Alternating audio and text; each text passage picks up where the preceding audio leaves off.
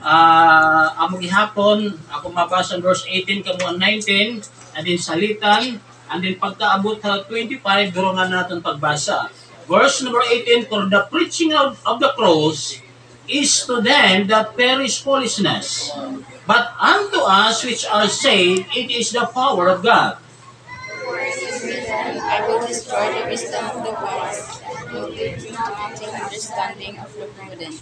Verse number 20, where is the wise? Where is the scribe?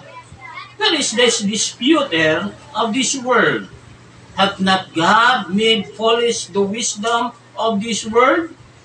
For after that, in the wisdom of God, the world by wisdom knew not God.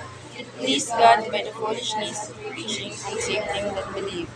For the Jews require a sign, and the Greeks seek after wisdom. But we preach Christ crucified unto the Jews and stumbling block, and unto the Greeks foolishness. Verse number 24, but unto them which are called, both Jews and Greeks, Christ the power and the wisdom of God. Verse number 25, durungan natin, because the foolishness of God is wiser than man, and the weakness of God is stronger than man. Panalangin na ng Ginoo, ang pagkabasa niya mga pulong, magpriyani kita madali ay, para niya Diyos, may namon nga makagarahong nga langit noon.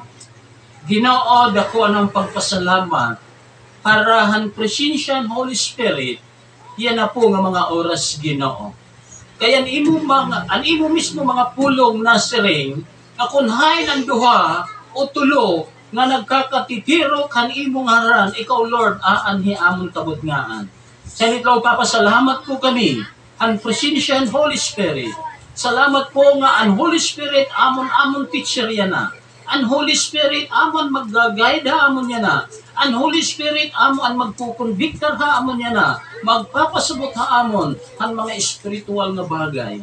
Lord, salamat po para hininga mga oras nga anong Lord na mga pagkukulang, mga kasalanan, mga nahimo namon, nga mga Ginoo nahuna, gios, nga mga pagyakan, Ginoo nagahangyo po kami and forgiveness, nagahangyo po kami Lord, nga linisi po kami, hininga mga oras, maging tapos po kami pagkarawat, ang imo mga pulong.